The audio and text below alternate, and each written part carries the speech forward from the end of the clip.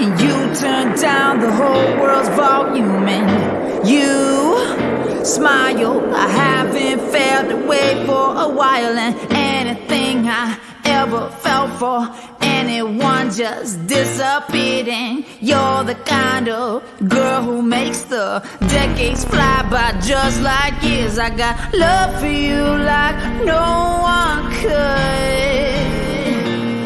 Well, maybe I love you more than I should.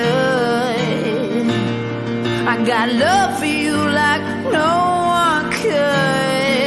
Yeah, maybe I love you more than I should.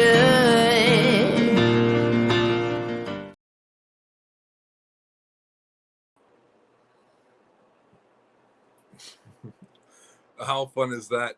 I just want to say hello, everybody. This is Angelo. You're watching Satellites by RokitPig. This is our live broadcast. This is our first episode, and I wanted the little song at the beginning is called "You're Something Else." That's with a very dear friend of mine, David Paratiaco. So he's up there in heaven watching down on us. He's done like a lot of music that we share and broadcast in all of our RokitPig and Fireborn projects.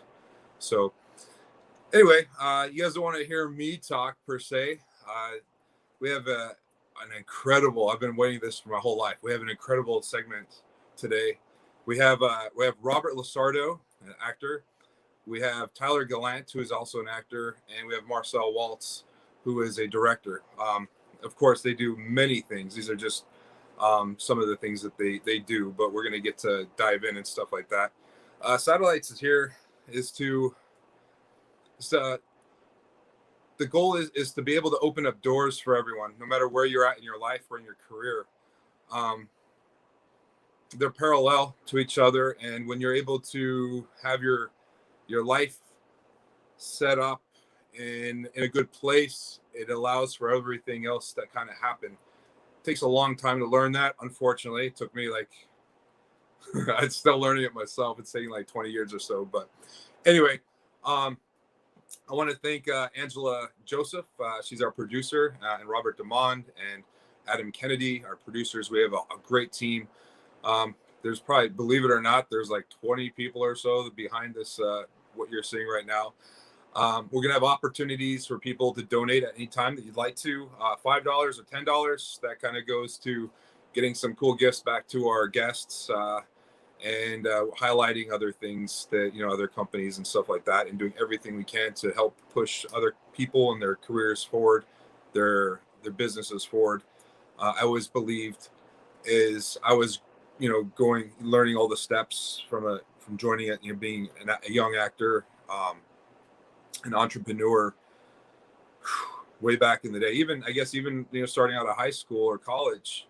It's one of the most helpful things you can do for people is to help their career forward. That's what everyone's motivated to, getting out the gates and at different points in their career or their lives, trying to make something more, to be successful, to make things happen, to financially be able to support yourself, and to to feel that you're making a difference and you're getting along in your life and not having to struggle and grind and, obstacle after challenges and all these things, which is, they're always there. However, if you change the way you think with your mind and some aspects that we'll start to learn and get into, makes things different, makes things easier and more understandable, and it makes you better. But anyway, so I think this is going to work. So I say, hey, we're going to go ahead and see our first, meet our first guest. I get to consider him a friend and a colleague now. It's Robert LaSardo. He's an actor. He's done an amazing amount of work. You probably recognize his face. If you don't, you're going to be very fortunate and lucky to get to meet this guy.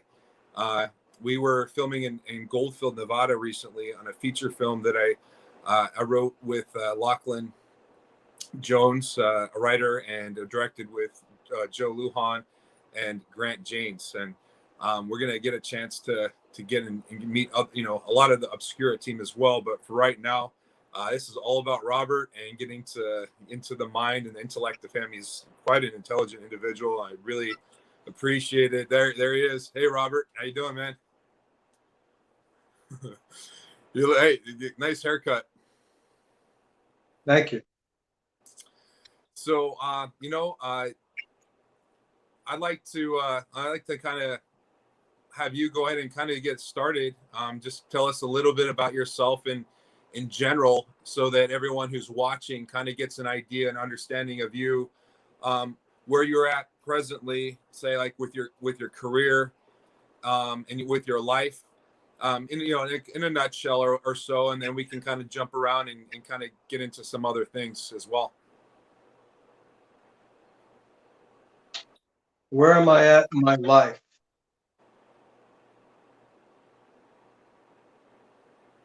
I'm in a good place. Yeah.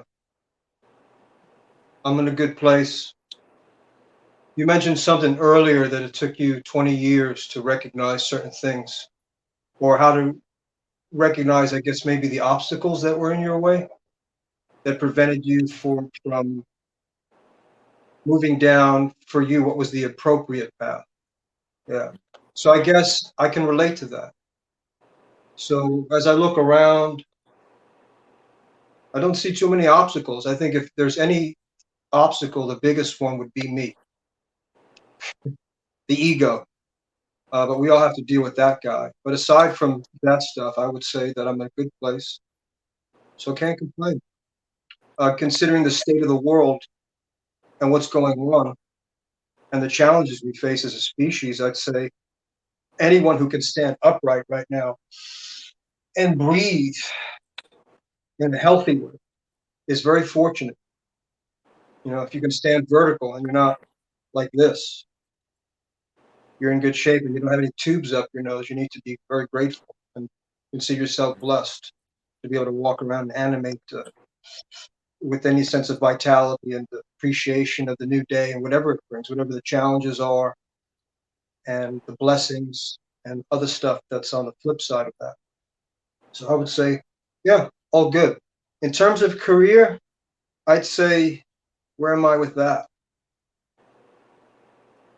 I don't see it as a goal, Jerry. I see it as a process. I don't think you arrive any place. There's no place to arrive to. There's always just the challenge, the process, the motivation to build something, to create, for me at least. And that escapism, since I was a child and I figured out the mechanisms of imagination, recognize the strength, the power of that thought and how it can change lives. I think people watch movies and participate in various forms of entertainment so that they can escape what they perceive in the matrix around them as something that's not enjoyable. So they look for these portals, these ways to escape into fantasy or to be fantasists. And I'm one of those. So I think that any opportunity I have to create, collaborate with others like yourself, actors, directors, writers, producers, etc., is always, to me, the payoff. It's not taking the bow. It's not some red carpet that leads to an apex of some magical place. It's the invitation to work with others in that creative field and to build something. And in the doing, the payoff is in the doing. That's where I really find the motivation to move forward. That, to me, is where it's at, because you can't control the result. It's a canvas. If my hand is on there, there's other people, painting on that canvas. So ultimately, with the editorial, the writers, other people, there's this kind of smorgasbord, gumbo of influences that ultimately, and so you're left with what you're left with, and you're like, oh wow, or ooh, that's not what I envisioned, but who cares? You can't get too attached. At least I learned not to get too attached to the results. You just, like I said, for me, where I'm at is grateful. I'm grateful that I'm still, by grace, whatever the force is that manifests all this, that brings people together, like in this circumstance, to discuss the possibility. I'm just grateful for that uh, opportunity to discuss the mechanism, to be invited into it, to build something. So it's a good, to me, that's about as, for me, it's about as good as it gets. So I'm very grateful in terms of the position, the perceived position I may or may not be in, because it's all relative, right? Depending on who's Yeah. looking. For some people's worlds, you don't exist. Other people's worlds, you do. But if you get too attached to I'm existing, you forget the group. It becomes this kind of myopic cyclops, one-eyed monster just looking at everything rather than considering uh, the magnificence, the celebratory aspect of art itself. And if we are in fact truly collaborators in building something like a cathedral in terms of film or a sculpture, painting, whatever it is, then that's, to me, that's where you exist within the building. And but some people recognize it, some people don't. But it doesn't necessarily mean that your existence is not valid. I mean, clearly, if you're a narcissist or you're hung up on the reflection in the mirror of narcissism and you need to see you doing it, then yeah, it's important, I guess, to have people recognize, the results of your efforts and take a bow. I mean, I'm not saying there's anything wrong with that. I just feel like that leaves artists empty after a while if you rely too much on the approval of others rather than the commitment to task and the love affair with the art form itself. I like what you said, and I resonate with it quite a bit. You were explaining, like, you have the idea, the glamour, the red carpets, and the kind of like the crescendo of the goal of what we're trying to accomplish. We want to be able to enjoy, I guess, like you said, the glamour. Let's just put it up. Let's put it in a nutshell. I enjoy the foreplay. I'm not so keen on the orgasm. Sure. I can roll around in the foreplay for eternity, man. It's not pushing toward the release and the wow, it lasts for about a second and then it's gone and you're left with what? So, I think the foreplay to me is where it's at. Perfect. Now, I consider you a veteran. You've been around for a good minute, and you have a lot of experience. When you first got started, and in the first amount of years, were you always under this same? Did you always take the same approach and feeling to it, or was there a change in a learning process? And that would be helpful for people to know. I think in the beginning, a lot of us are motivated. There's a couple of things that occur, and the genesis of it is that, like I said earlier, there was an aspect of it, the creative aspect, that provided a doorway into a world that seemed so much more hopeful than the one I was living in. So in the origin of my experience with theater, in school, imagination, films, movies, all of it, it was a way to exist in a realm that was not as problematic as the one around me and not as dire, with all sorts of possibilities within the fantasies, within the imagination. So in that sense, in its origin for me, there was an innocence present before vanity got hold. And I think all of us, maybe some of us, can relate to that aspect. In the origin of things, or in the beginning, you are just in love with it. You fall in love with something, whatever it is, swimming, rock climbing, surfing, playing the cello, whatever the thing is, it's just something that clicks, and all of a sudden life has purpose, and you wake up in the morning, you're excited to do it.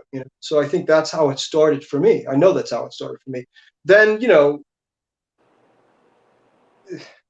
vanity gets a hold of it, and then it becomes, could be something else. And for me, for a while, it becomes something else. This idea of becoming someone, becoming important, becoming seen. You're seduced by the idea of fame, I guess, or that you're special because you figured out a mechanism. You figured out how to exist within this thing you do, and it affects people. They're moved by it, and there's an exploitive element that now comes into play with that. It can when the business entity shows up and says, well, how can we sell this creativity? How can we market this thing, this look, this ability? Because people want to witness that. They want to live vicariously through your ability to hypnotize them. This magic act that you do, you know. So the temptation to become God is a tough one. You know, when you see the power, ultimately, some people are anointed with temporarily to affect the masses. You know, and it doesn't matter what station you stand on. If you can affect groups of people, it could be 1 million, or it could be 100,000, it could be 10,000. The temptation to be enamored by your own ability is very intoxicating and also dangerous, because I think it robs the artists of their innocence, and they get caught up in things that don't have anything to do with the art form and everything to do with their image. And so for me, like anybody else, there was a period of time where I was confused by all of that. And for a period of time, I fell out of love with the work, with the mechanism of show business, because I didn't see a lot of happy people functioning in it, including myself, because it was so driven by competition and that element that I started to feel ugly. I started to feel and none of the things I imagined it would bestow upon me manifested. I felt very alone in my success. I didn't feel like success offered me a better class of friend. It seemed to offer me a better class of enemy in terms of people envying me. And so that part I didn't like. And so you go through a divorce period, or you go through a separation, or at least I did, where you're like, oh, I hate this. This is ugly. This is not what I imagined it to be. There's no community here. There's just everyone out for themselves, trying to build an idol, build a mountain top for themselves and stand on it and take a bow and play God. And I thought, you go on that road for a while and you exhaust, and that aspect of being, and you realize it doesn't lead anywhere except to hell, I think, in terms of being in this kind of cold existence where you're not really open to anything. You're just closed off and, look at me, look at me, look at me. And I just, so that for a while, I was entangled, like a lot of people, I think, in that aspect of it. And then you go through that, and then you come out the other end, and you have to find a way to fall back in love with it all again, and basically beat the pretense out of it. You have to kind of give yourself an exorcism and come to terms with the vanity and just eradicate it, so that you can focus on what's what originally was the most important thing, which is art itself and the sacrifice that art requires, which is a selflessness, not selfishness, but selflessness. And when you surrender once again to the process, you're kind of reborn again into that element of creating that doesn't care about its results. It just likes doing it and enjoys the high you get and the escapism once again, without concern for result or how it's measured or weighed in the scales of balance in commerce. Is it good? How big is it? What's it worth? Who's in it? All these terms that kind of, to me, live in a banking system of measurement have nothing to do with the artist. So I feel in the beginning it came from innocence, and then over in the first decade or so, I was corrupted by the temptation to be God, and and the fame trip, and then I got over that and was born again into this kind of innocence of what the art and what performing is really about. And I feel that's where I stand. I'd like to believe, and it's still a struggle, to die to self, to the reflection, and just do the work and do justice to the work and be selfless in your approach to the work, so that everyone involved can benefit, because it's not about you, it's about everyone, the collaborative effort. and the audience wants to be affected by your commitment to tasks so they can have the escapism along with you, because we're doing it, at least I feel I'm doing it, to kind of live within the realm of imagination that kind of lifts you above the mediocrity of the world. And I think people utilize entertainment too. The ones that really want to dive deep into it want to escape into situations of fiction that alter their state. It's like a way of getting high, but that's not detrimental to the body and mind. It kind of inspires people to dream dreams and live in that world, of make-believe. So much so that at times it feels more dominant than what we consider reality.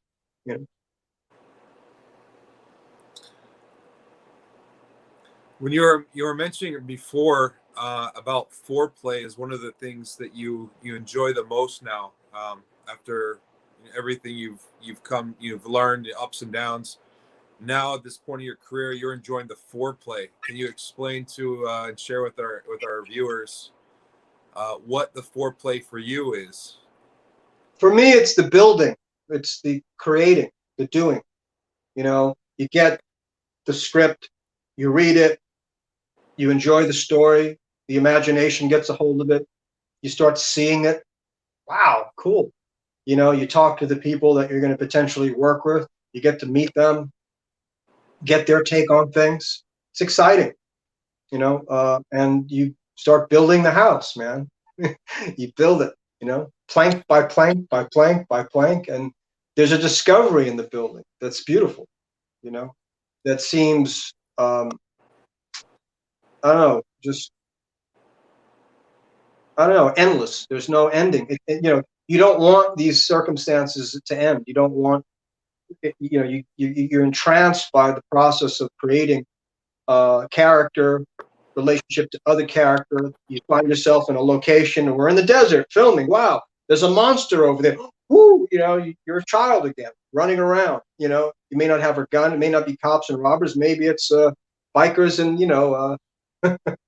and soldiers fighting some kind of transit, some interdimensional being. Who knows? But it's fun.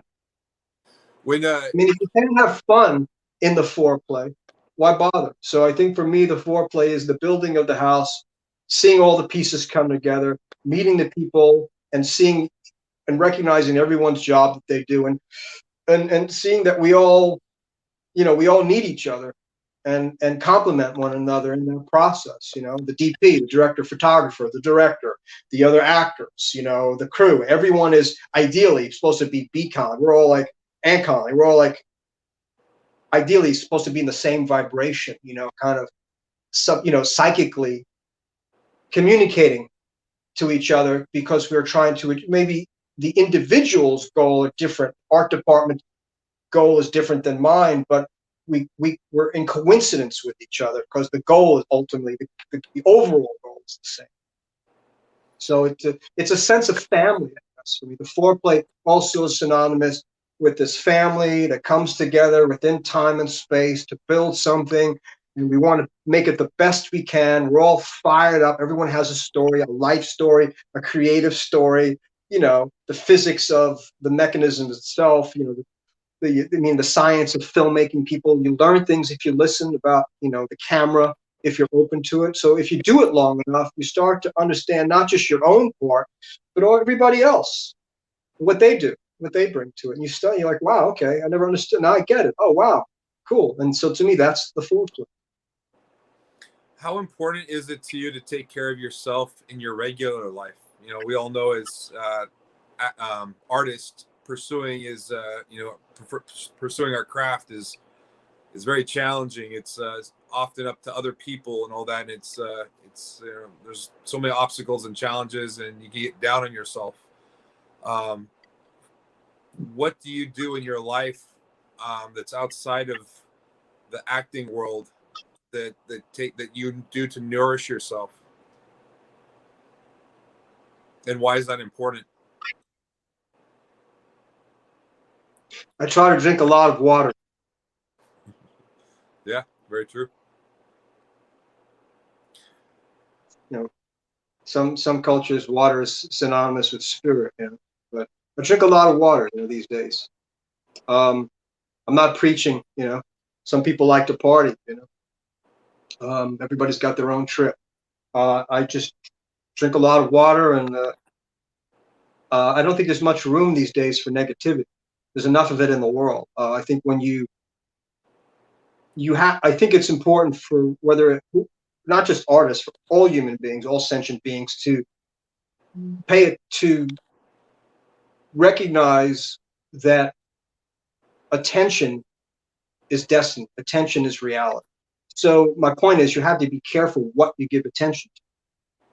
And if you're giving attention to things and modes of thinking that are detrimental to your growth or self-sabotaging, and paint a picture in your own reflection that like you say, makes you feel down on yourself, then I think it's important to reevaluate who you are in the grand scheme of things.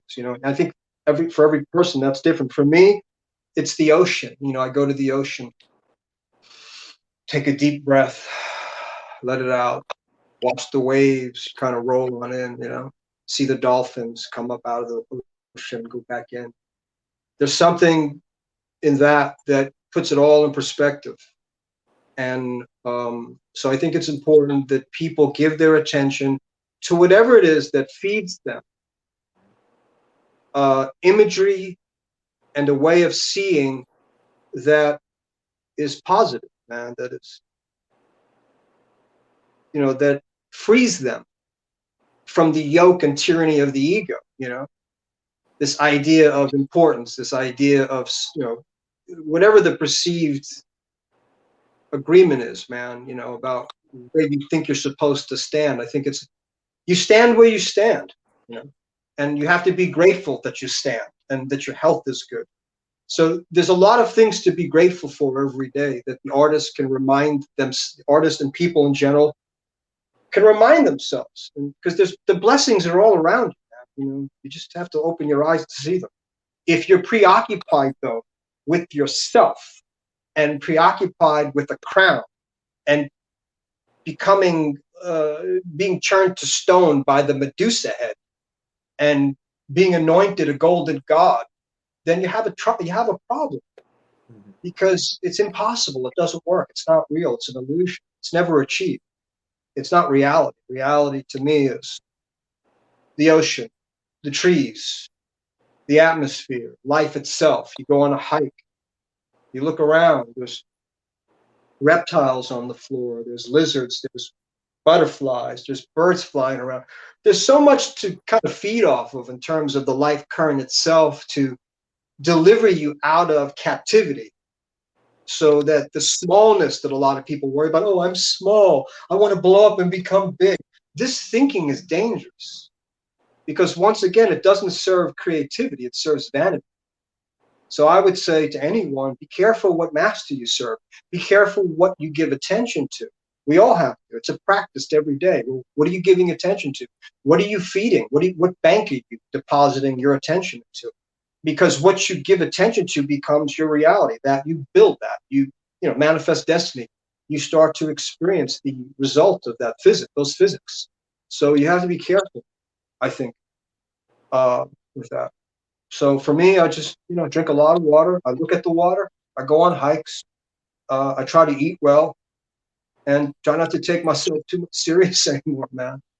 We're all passing. We're all like just this dust, fairy dust. The molecules, the atoms spinning, and poof, gone into the next aspect of the cosmic mandala, or somewhere else, if you are even there anymore. So once you start to expand your awareness, you can understand how infinite you truly are, without building a kingdom of earth, a kingdom on earth. You can recognize the kingdom of infinity, man, the expansiveness of that position always, without having to be placed in the frame and be told by thousands of people. You can achieve that without the cameras.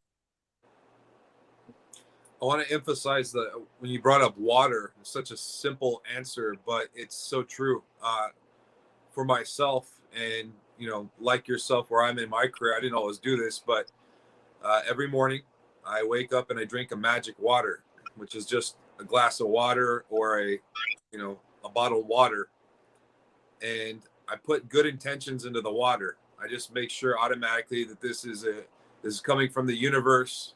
It's got great energy, and that everything that I drink, every drop that goes into my body is going to be utilized. It's very simple. Can I get along just fine without it? Sure. However, if you put those intentions and have that with your mind and your energy and just a greater, there's an empath to this, that it does it means something. And if you attend your life in other areas in your life throughout the day, and with the other relationships you have, it all starts to become more breadth and holds more gravity with ourselves. Our relationships become stronger, and your performances they mean more to the individual, and that will, I believe that translates. In meeting you for the first time, when I got to, at first I got to meet you on the phone, a couple conversations, and meet you by Zoom through our rehearsals as we were getting ready for Obscura. I was always very respectful. I loved your professionalism, especially as a director and producer and wearing so many hats. When you bring on positions or talent and they have their business put together, it's just the biggest blessing. And I got that all through the entirety from day one through through the wrapping you up out there in Goldfield, Nevada. You're awesome. You brought your A game, and I got to see you in all different kinds of lights, and the extremities of being on location. Here's a shot of Robert as the character of Sangre. He's part of the Red Dragons biker unit, or outlaw biker gang, and they're looking for a prospect. And it's just wonderful to see an artist paint their painting, or an actor do their work. And Robert was unmistakably Robert. And he if you would be up for it, I'd like to have you share a little bit about particular to the character of Sangre, if it's still in your psyche, of a little bit of tell us a little bit about your experience in creating this character, and then a little bit on set of what you experienced, good, bad, or ugly, or just being very truthful and honest. And I enjoyed the camaraderie of the fellow actors on this shoot. I'm former military, so I felt more like, even though I wore the costume of the outlaw biker, as you say, I was functioning more as a soldier, because I have that background. I just enjoyed, it's like I said earlier, you read the dialogue, your imagination clicks in, and it just happens. You're there, we're moving through these caves, and there's this monster lurking in the background, and we got to fight to survive. We got to group together, even though we have to put our differences aside. You've got bikers on one side, we've got the military on the other, and they're ready to kill each other. And then COVID shows up. Goes, time out. Time out. Then everybody goes, oh, we're all going to die. Yeah. So either work together, and then the monster's going to eat us all. And that's kind of what we were dealing with, So whether it was fiction, in the story, the writing, or making the movie work as artists, recognizing what our task was, two levels operating, simultaneously, That's why I say I enjoyed the camaraderie, because we need to function as a unit, like in the military. One person makes a mistake, we all die. It's like you're only as strong as the weakest link in your chain, right? So I enjoyed strengthening that chain, and recognizing that there were people, other men there, that appreciated what I was doing, and I them. So I walk away from it going, wow, that was wonderful experience. We got to film in this really badass location, Goldfield, Nevada. You know, it's no man's land, you know, defunct mining facility, and it's cool. Really cool experience. You know. There's a picture of you and Tyler Gallant. Tyler is also one of our guests tonight, and we're gonna actually be meeting him pretty soon here. Let's see. Well, is there any other pictures, Angela, that you might be able to show? Then if not, yeah, there's one of Tyler.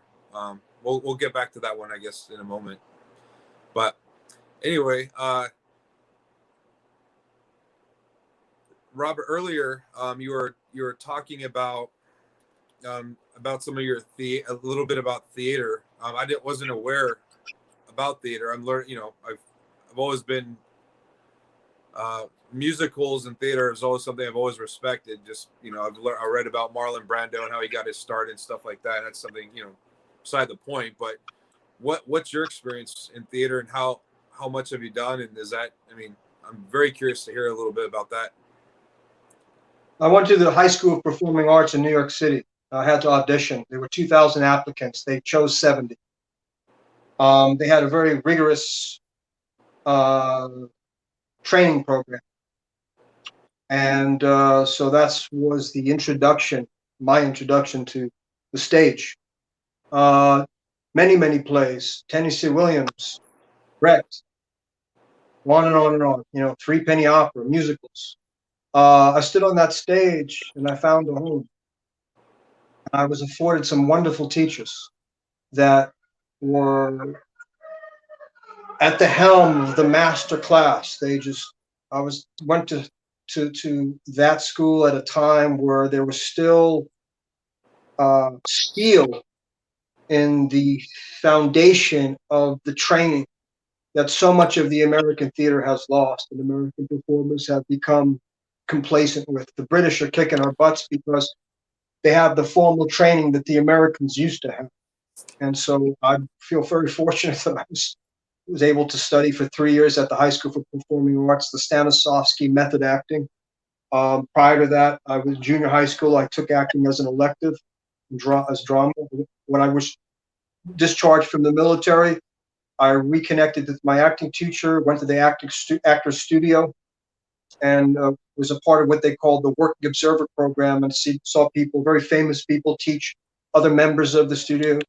I studied at the Stella Adler Conservatory with her protege Tara Bowles, and went through another boot camp of sorts in terms of training on stage. So yeah, I was fortunate enough to be inspired to do that, so that I could learn some things, regardless of what the imagery suggested, because I would go to casting calls, and by the time I was out of the military, I was covered in tattoos, and so that was not something that they understood or made any kind of sense in the theatrical world, you know, based on what they had seen.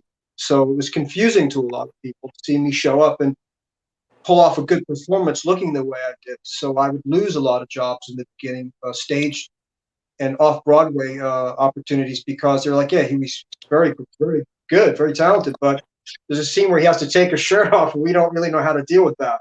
So it was a problem in theater as I, you know, tried to pursue that after the military. And I would show up at casting calls, and I remember casting directors would say, listen, the messenger entrance is around back. So I'd say, listen, I'm not here to deliver a package, I'm here to audition. Like, oh, get to the back of the bus. But it's cool, man. Like, I don't trip on it. It's all character building stuff. And like you asked, you know, what's the genesis of your training? That's it. And like, I'm very fortunate and to have met that challenge, like the military, with enthusiasm to learn something, you know, because after a while, the gimmick fails, Jerry. You have to be able to like really fight, or you have to know how to really play the piano. The frame they build around you may suggest something in the minds of small people that only see what they perceive as a stereotype. But for those of us who can transcend this stereotype through knowledge and life experience, then a door opens, and you take the tools you basically utilized for many years building those houses, and been taught by master craftsmen, then you are given the opportunity to show what you can really do. And that's what separates, I think, the men from the boys, so to speak. And in that sense, there's longevity, because in the long run, the gimmick is going to fail. And then you have to really deliver. There are people that want to see if you can, in fact, hit the target. Will you make impact? Will the performance work? It's really hard. People don't realize how hard it is to authenticate even what is perceived as stereotypical characters, live in a space of realism, for me at least, that communicates something that requires tremendous focus and energy. You know, so in that sense, there's nothing stereotypical about it. It's very real. You know, there's nothing you can't mitigate. It's, you know, anyway, so yeah, I'd say the training is key, man. My theatrical time on the stage is crucial. It was crucial then, is crucial now. Well, I'm gonna have a couple clips. I'm not sure how many clips we have, but there's a couple clips of you that we have put together. So I haven't actually got to see these yet. So I don't know, Angela, can you go ahead and play one or two? Settle in.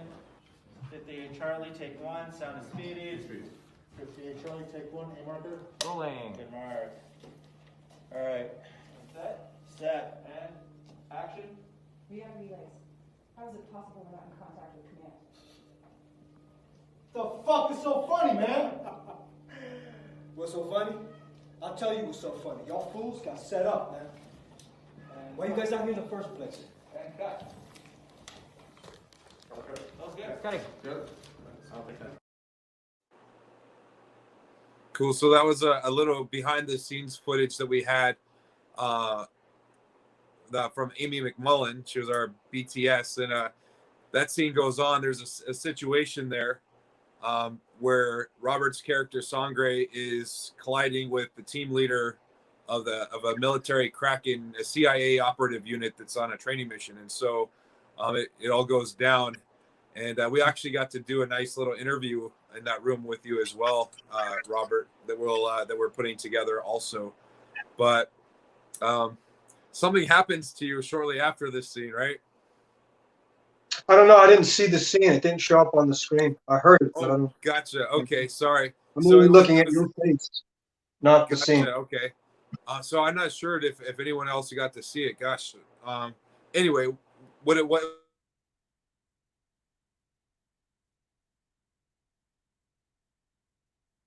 I just had a phone call come in. That's wonderful, right? Can you hear me, Robert? Yes, I can. Okay, cool. So it was the scene where you and Chris Calhoun, who played the character of, what is his name? His name was, anyway, Chris Calhoun is the team leader, and you guys are colliding inside the cabin or that facility right before some terrible things happened to both of you guys. Well, I would reframe that. I would say that a confrontation of on a grand scale manifests. I would say a confrontation ensues. That's what I would say.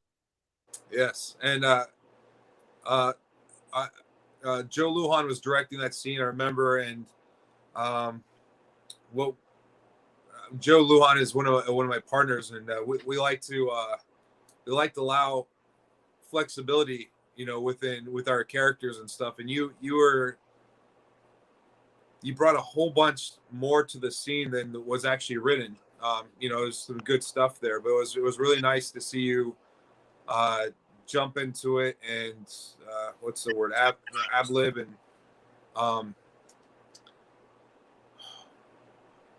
trying to what's the when you go off, it's not necessarily on page, it's you're creating the moment because it's real to you.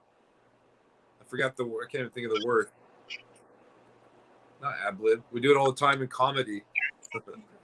Improvise. There you go. Yeah, you were able to improvise and stuff, and so what we you haven't seen any of the clips or the footage yet, but it was awesome. It was awesome to watch, and you and Chris had a great chemistry on screen. So it was very I'm excited to be able to bring this one out, you know, once it's all put together. And then we have one of our other directors, Grant Janes, who all you also worked with all the bikers. That stuff is coming out amazing. We have a bunch of scenes that are put together. We're not going to be showing them right now, but so we're going to go ahead and make a transition. We're going to introduce Tyler Gallant onto here as well.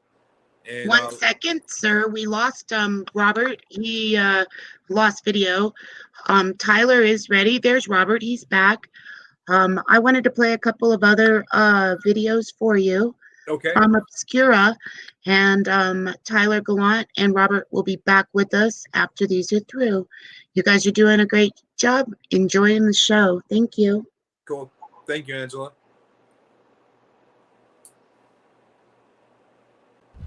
They pointed in this direction last night. So they're going to do some of the connectivity stuff. That's how they got into that. They went down here. I was like, and I was going to come back to set him up. My flip-flop. I'm glad I didn't. So that was a clip of Eric Bernard, one of our producers, also first AD and executive. Eric's done quite a bit. You can look him up. I don't know if you're watching, Eric, but good job on everything. Is there? That's all.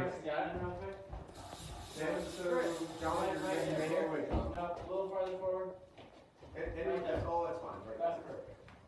And walk the stuff around, and then pull it off, Carlo, and back on. Off again. Let's leave it off. The fog is diffusing it enough. So not a whole bunch of work we had to do there. Just show up, and it was pretty remarkable. Cool. Oh, there's Robert. Cool. So Robert, we have we're gonna have Tyler Gallant here is joining us. You guys already know each other, so I'll let you guys kind of say hi to each other. Hey, Robert. Good to see you. Good to see you too, my brother. Really good to see you. Mean that. Yeah, absolutely. It's feels like it's been forever. I mean, it's crazy how fast time goes. It is a peculiar item, isn't it? Yeah, it really is. Time just escapes us. Yeah, it's I had a blast with you. You feeling okay with it or not? How you feeling? How's the physics? You feeling good? Yeah, all right? everything's good. You look everything's good. Okay. Thank By the you. way, props on Blind, man. I read a lot of the reviews. Great stuff. I'm really proud of you, Tyler. Excellent. Robert, Good thank you stuff. so much. That really means a lot. Sincerely, thank you. Yeah, we were lucky to have a really, really good team on that. Just like Obscura, it was just everybody came together, and it really was just a great experience. Right. You know, I told everybody, all my friends on Blind, I was telling them, my experience on Obscura and how it had that same kind of family feel, and like Robert, you became one of my best friends on set. Like I always look forward to seeing you on set, and some people you just click with, right? Yeah, it's so true, and it's just funny how that happens. Where you're just together for a short time on a film, but it's like you just click with people, and definitely you were a big inspiration too. Watching you work was really, really great. And Tyler, you and I we had talked a few times specifically about Robert. Robert, that scene, the scene when we're over the after the passing of Tyler's character, that was so impactful to watch you.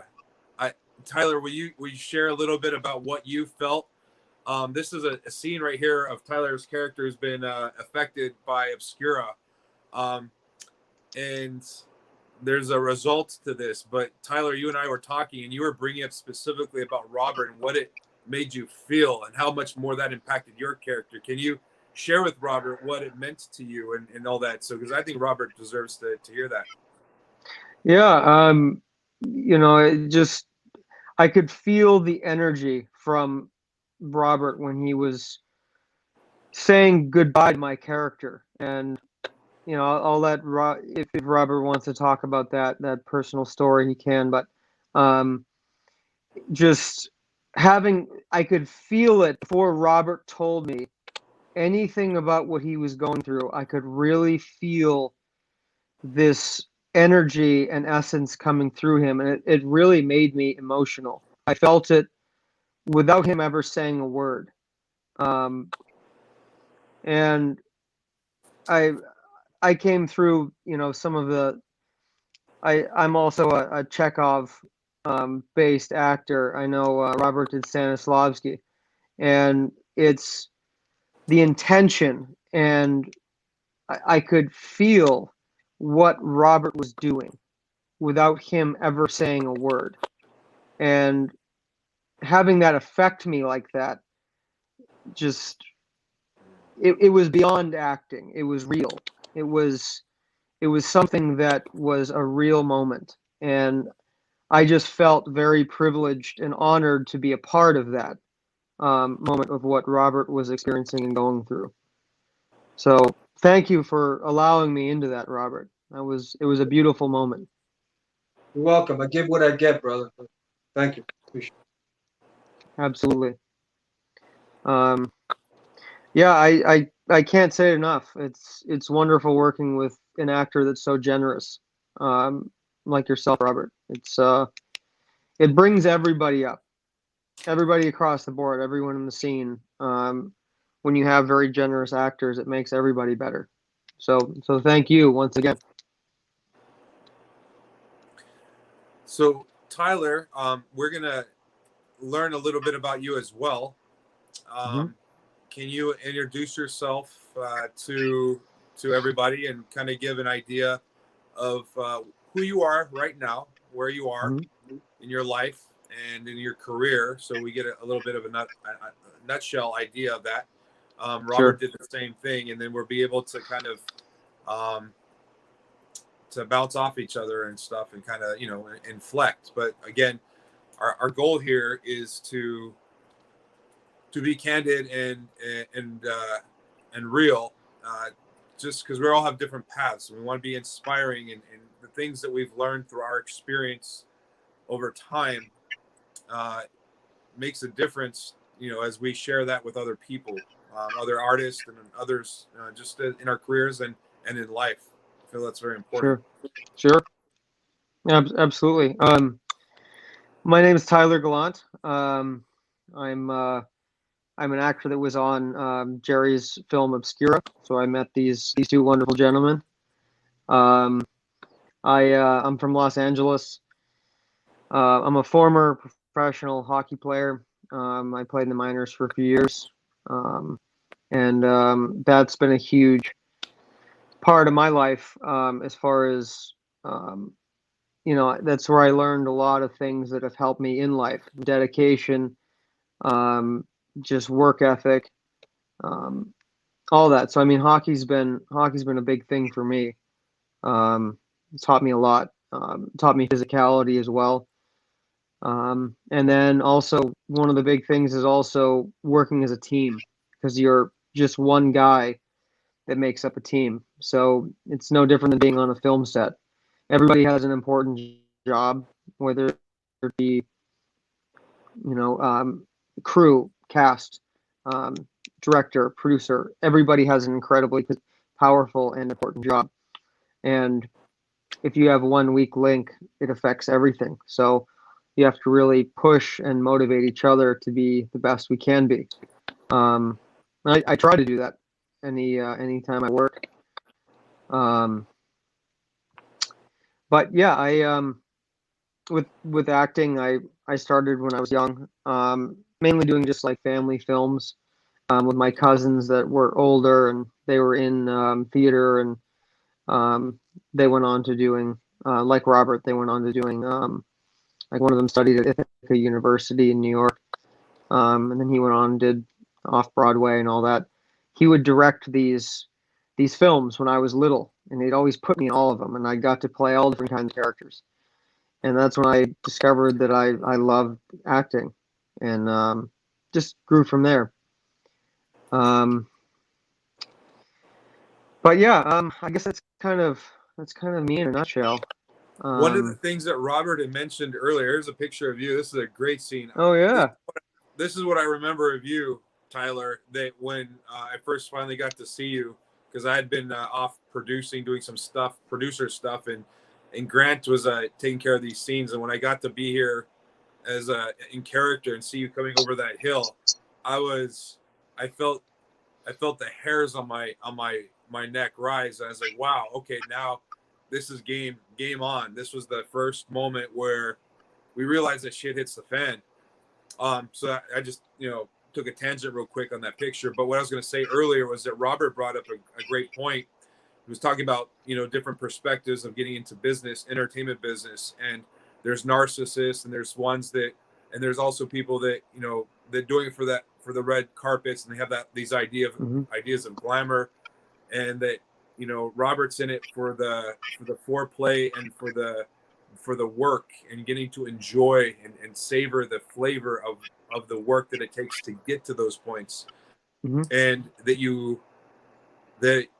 the people that there's all different ways to make it to the top, and that Robert was one of the mindset that we help each other.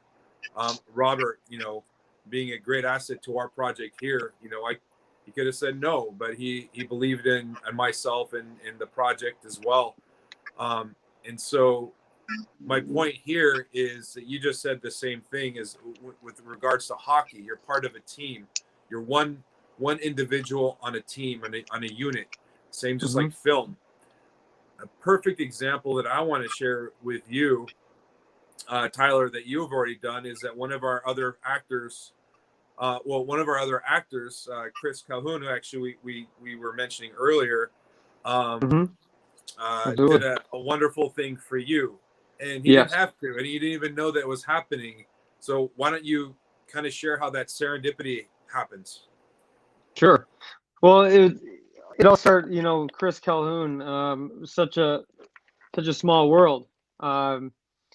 Chris and I had known each other for years, and we met through an acting coach and mutual friend that we had, and he passed away. And things, lives get busy and time goes by fast, and I didn't realize that I hadn't seen Chris in a few years. And then next thing I know, I'm in the table read, and I hear this voice, and it's just an unmistakable voice, and I knew right away it was Chris Calhoun. And I thought to myself, what a small world that these two friends that hadn't seen each other in a few years are all of a sudden thrown together in this project. And it ended up being a really cool reunion for the two of us to catch up and see each other after a few years of not seeing each other. And we had a great time together on set and caught up and finally got to work together on screen just for a little bit, but it was wonderful. During COVID, a lot of things changed. A lot of people, some people changed professions, and that's what happened. My agent left the agency that I was with for 6 years, and I didn't know about it until a little ways into COVID. And so Chris had asked me when I was on set, he goes, I'm just curious, who's representing you right now? And it was just a strange timing. I just found out that, my agent was gone and I no longer had an agent. And I said, oh, that's strange you ask. I said, I don't have one now. And out of the blue, he called his agent and set up a meeting with her and I, and she ended up signing me. And it's been a wonderful situation. And it just so happens that this agent also represents Jerry and another one of the obscure cast members. So it's just, once again, It's a very small world, but it comes together. The same thing that Robert and I just said. It's a family. It's a team. When you're working together, it's, you know, and that's also my background as well. You know, being part of a team, you take care of your brothers, you take care of your teammates, and you know, I would have done the same for you guys. So I really appreciate it. Um, and you know, Chris, if you're listening, once again, I know I've told you thank you, but thank you again. I really appreciate it. And Robert, we're going to be meeting Marcel, who's the director of Blind. And one of the reasons I wanted to keep you on a little bit longer also is that you get a chance to meet with him, which will bring him on in a few minutes here, because I think it might be a great opportunity for you guys to meet. And yeah, it'd be wonderful if you guys can work together at some point too. But you know, like you had mentioned, that Blind was something that you were very. I keep seeing all the Blind marketing and promotions, and I'm very. I haven't seen it yet, but I can't wait to check it out for sure. And I just saw David Robbins, one of the other lead actors who played the character of 8-Ball on the Red Dragons, just made a comment about you, Tyler. It says that Tyler exemplified the warrior, poet, and persona. His energy was so calm and level and good-natured, a wonderful spirit. Much love for this person. That's from David Robbins, one of your co-stars. Oh, thank you very much, David. And that, once again, that was another moment. Jerry, the three of us had, you know, that was a very powerful moment as well. You know, the three of us shared in that scene. So thank you, David. Thank you very much. I really appreciate it, and I feel the same way. At some point, we're gonna get to talk about a little bit about how some of that scene went down in the rehearsals, and how it evolved from originally from what Lachlan and I had written for the characters, and knowing it for all these months, and then finally all of us showing up, you know, doing Zoom. For our audience, we've been doing Zoom conference calls with rehearsals. We'd have, God, I don't know, with crew and talent on board. I mean, we probably have 30 people at times on our Zoom calls, and we're doing rehearsals and stuff, and just read-throughs.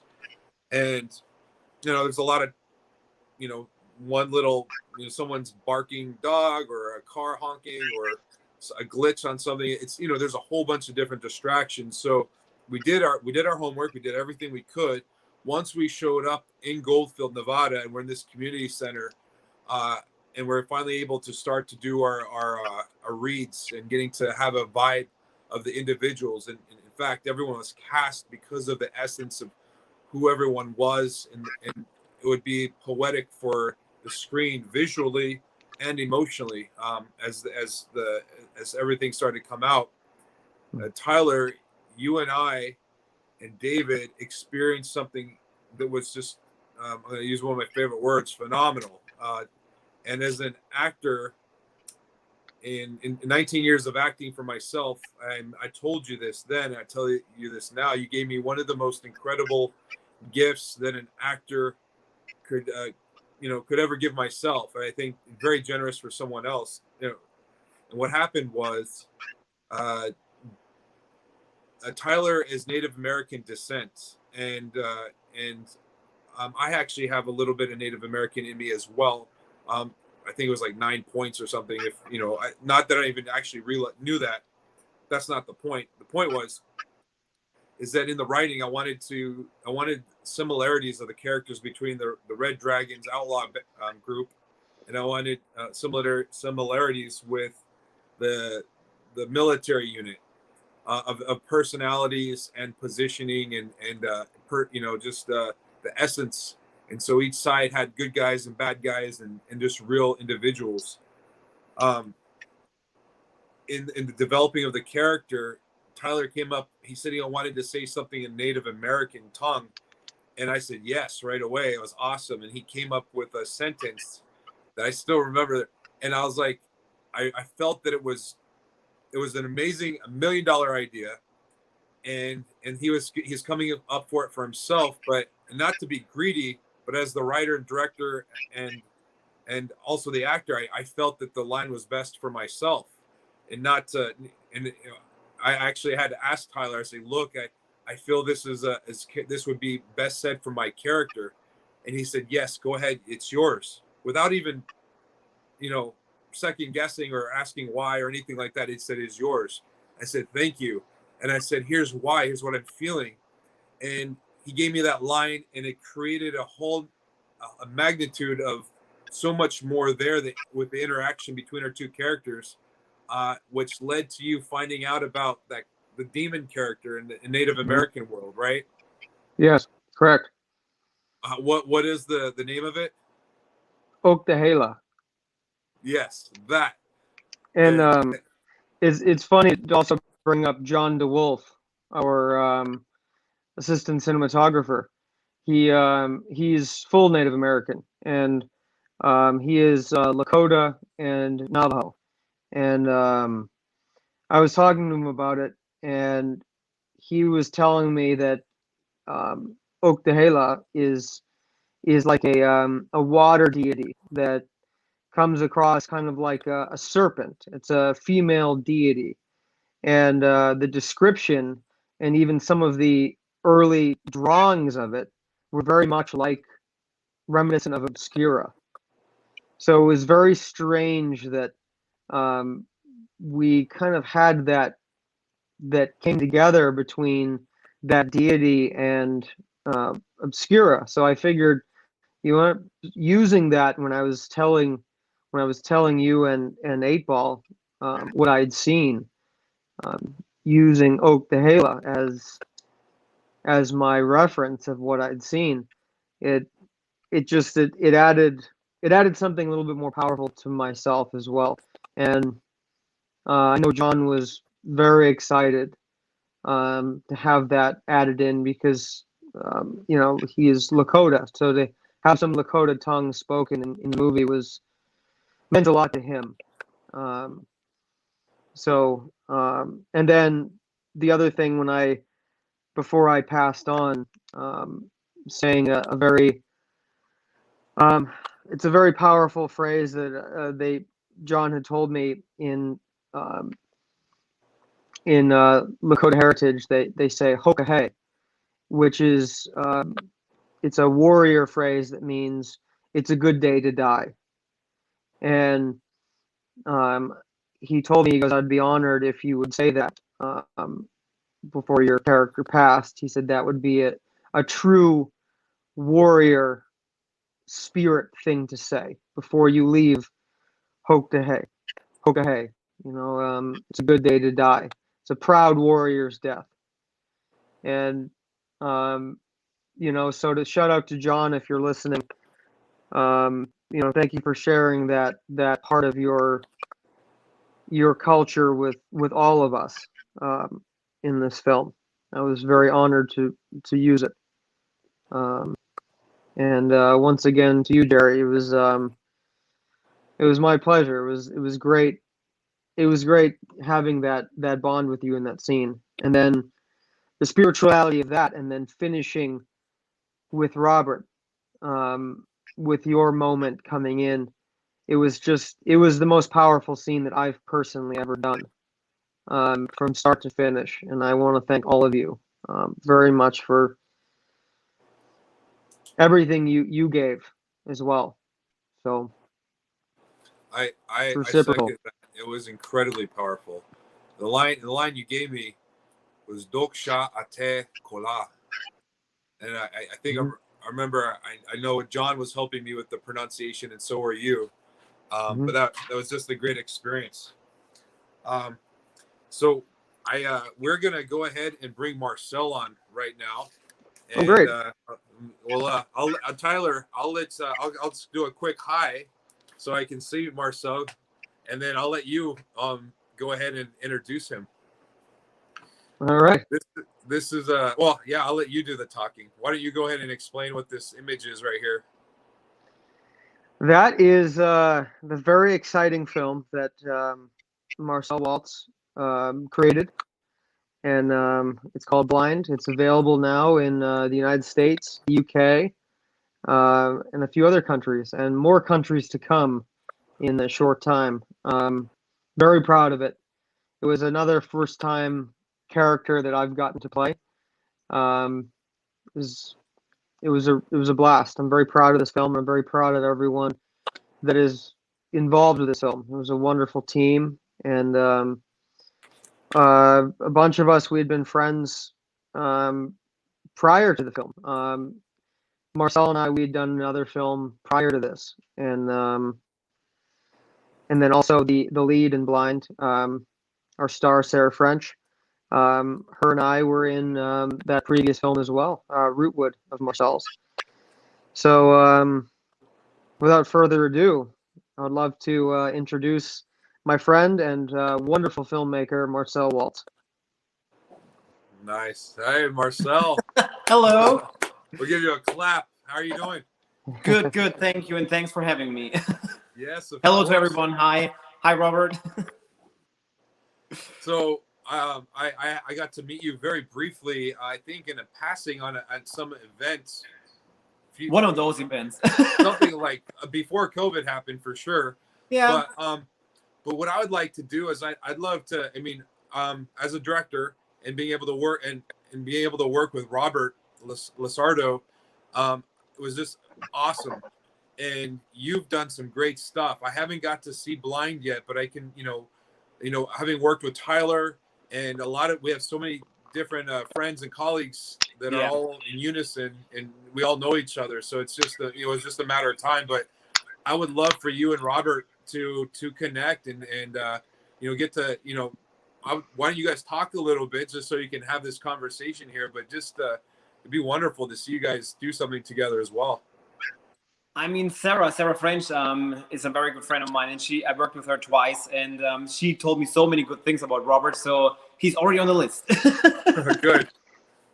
Thank you. I saw the film, by the way, and I thought it was just, I'm not trying to get hung up on too many words. I will just say what comes from my heart. It's just wonderfully disturbing, just wonderfully. I love just. Thank you so much. That means very. A lot. That's and I tell you something, Marcel. It's an easy sell for me because I'm a big fan of Sarah French, and I thought she was. And she's a super fan of you, so that's that's good.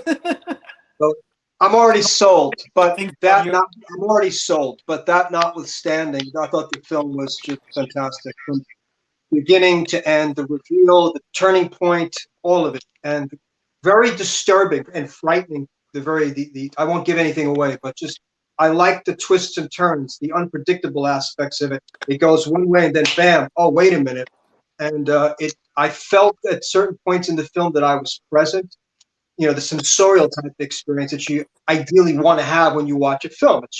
Ideally for me, I want it to be a thrill ride, and in this kind of virtual, like I'm there in the frame experience. And there were moments in the film that I felt, oh no, don't, I was afraid for Sarah's character, and it was quite disturbing. Bravo. Cool. Bravo. Thank you so much. That's so cool. Well, hi Sarah. I haven't met Sarah, but hi Sarah out there. I'm sure we'll get to meet you at some point. But I'm sure. Marcel, I mean, so Blind is your baby. It's out there, and we mentioned it and stuff. But let's get to know you. You're from another country. You have a perspective. You have people that have inspired you. I'm not sure. I know you as a director from Blind, but I don't know what else you do and what interests you either in the entertainment or not. So, why don't you tell us who you are? Yeah. I'm Marcel Walz, a director from Germany. So I started the filmmaking with 17, 18 in Germany on the very low budget with some very low budget movies over there. And the dream was always to come to LA and doing the whole movie stuff and directing movies here in the US, which is probably a dream for everyone overseas. But it's super, super hard to realize those dreams. Actually, it's not that easy. And I'm super thankful and happy and everything. So that's it. It became not a. It's not a dream anymore. So I kind of live it right now. But it's like I said, it was a hard time, and it's especially when you're in the horror store in Germany. That's nothing you get. You get big budgets for it. It's kind of a hard way to get into the filmmaking, and that's sadly, that's super sad actually. But after my movie Blood Feast, which was my first movie with more budget, and after that I realized, okay, that's now I'm here at a level, and it felt like there's no chance to get higher in Germany. And my husband and I, we thought about, so should be that the reason for the next step to move to LA, and we found a way, and now I'm here and trying to live my dream here. Nice.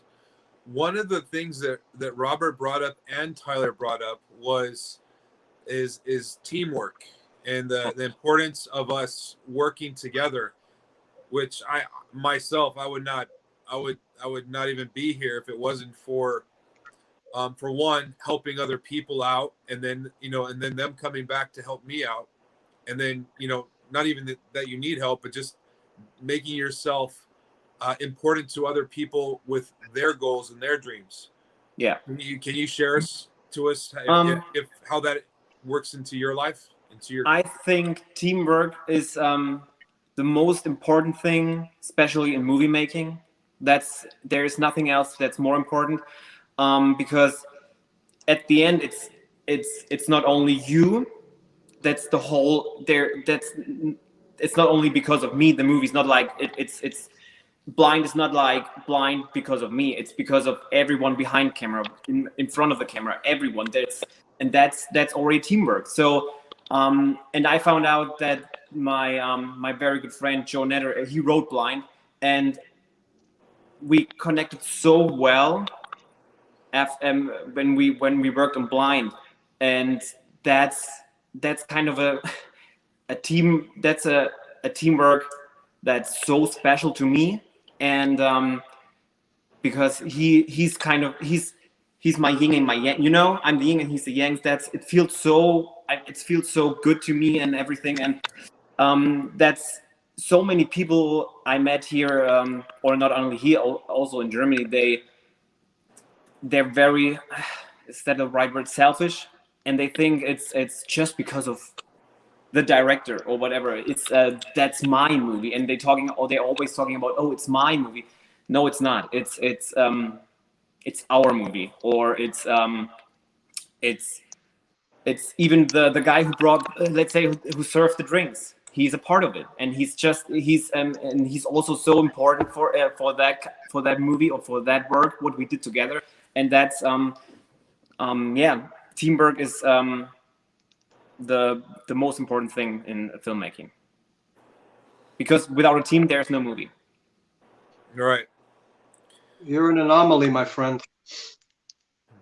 It's Marcel, you're an anomaly.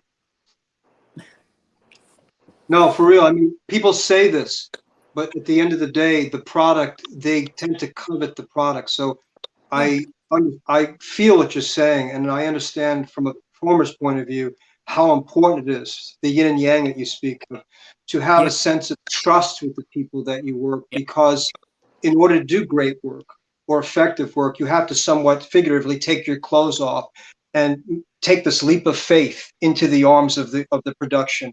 And I think in this instance, you can do your best work. But it's a sense that everyone there is supportive from A to Z. It's not the sense of dictatorship that all the people there, like the corporation, television, or studio movies, are serving exalting the one ego, and it's all about the one person, and we're pushing the blocks to Pharaoh, so to speak, to create the pyramid structure, and everyone can bow down to that, which I feel, unfortunately, is the case with a lot of the more mainstream type mechanisms of entertainment. So to hear you speak about this in such a humbling way is refreshing to me, because even independent filmmakers, I find at times I've watched over the years, tend to covet their creations, and it's my movie, a film by, in their name in bold letters. And I understand that it's necessary for them to take some pride and are attached to this idea of the brand and who directed this. We do need titles to discern who from what. I get that. It's the spirit, though, that lives, I think, in the heart of the creator, or that you sense as authentic. And I think that's what brings people together, ideally, in a situation where they can be the best they can be, because someone like yourself, or a filmmaker, does consider the possibility or the reality of the collaboration, rather than feign that philosophy. And then when push come to shove, they don't really act on it. They say it, but they don't do it. You know, you follow? So thank you for being, I guess, bold enough to communicate in a way that you cannot fake. Your words to me and the way you speak it, I can tell you really do walk the walk, and it's rare. Appreciate you. It's not easy walk, though. It's like walking through a fiery inferno at times, but it's worth it, I think. That's for sure. And actually, you said that a lot of people, or some people in the independent industry, they're very, it's my movie or whatever, and that happens a lot, and that's very frustrating, because everyone should be thankful first. Oh, I got this opportunity to make this movie or this and that. It's, if you want to be famous, you should be an influencer or whatever, or YouTuber, Instagram or whatever, something like that, if you want to be famous, and not choose movie making. That's a whole different thing. Movie making is here for artists. They want to tell a story or create something new, something special, and not to be famous.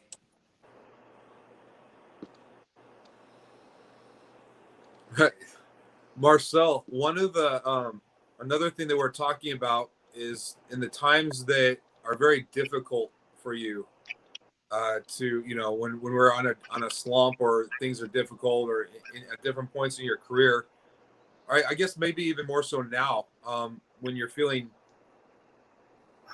like the weight is on top and that things are heavy and more difficult. What do you do?